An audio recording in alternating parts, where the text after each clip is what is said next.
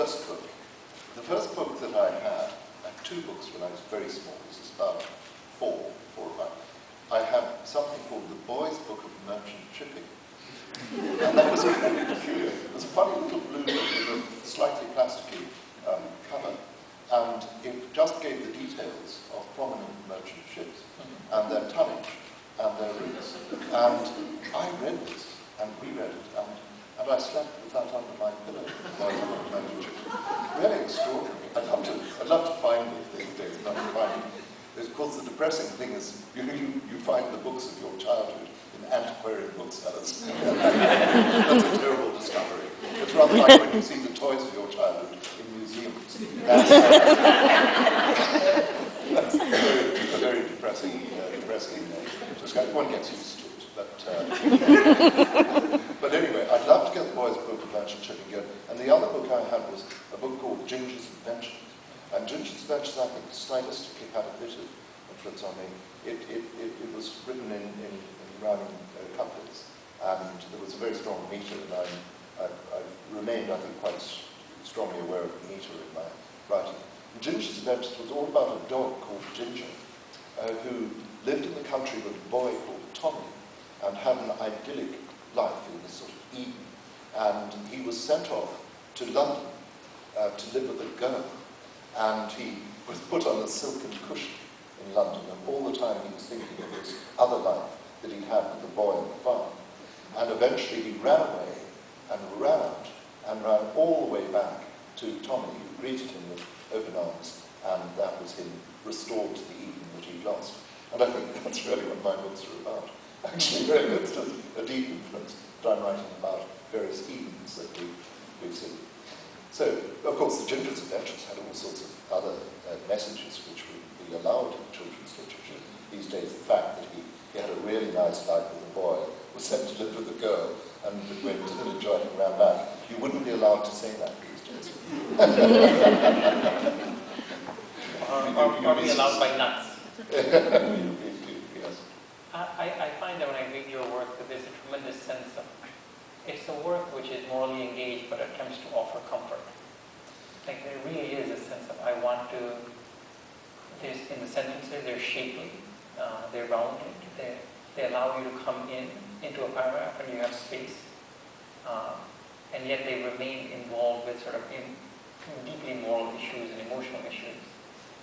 Yes, well, I suppose that as far as the comfort is concerned, I think that probably I'm doing that in these books.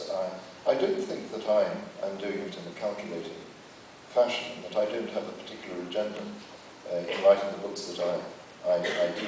I mean, later on I may look at what I've done and I may say, well, probably what I was trying to achieve there was this, that, and the other thing. Or I may endorse a particular vision of what the books are doing. But I certainly don't sit down with that in mind. I write what I feel that I want to write, what my subconscious prompts me to write. I feel that that's a very important factor in any author's choice of subject matters that matter. And as far as the comfort is concerned, yes, I think that if characters such as Mara Motsri in the Botswana books can give people comfort, that's fine by me, because the world is a vale of tears. There's absolutely no doubt about that our human condition is very much involved in pain and a sense of loss and a sense of separation. I think that a lot of writers are aware of this sense of separation, and many writers are trying to overcome that. They're trying to find something which they themselves personally have lost. And I think all of us feel that we feel there's something that we have lost in our lives that we're separated from, and we want to go back to that. And I think that if you look at our life today, we see, as every age has seen, we see many problems. The world is not an easy place. The world is an intensely dangerous place. There are people whose ambition in the world is to destroy others, and that goes on all the time. It's ever thus. It's been, look at the 20th century, which was a murderous century, no different in any respects from previous centuries, which were in their own way equally murderous. Now we've got a scale of being murderous which will rather eclipse our achievements in that direction in the past. So all of that is there, we're made aware of that, and I think that people feel very wounded by that and very worried by that, because it's put to them so immediately through modern communications. And so we must look for comfort. We have to look for comfort somewhere. We have to have something which enables us to continue, because if we don't, then we will lack the inclination to continue.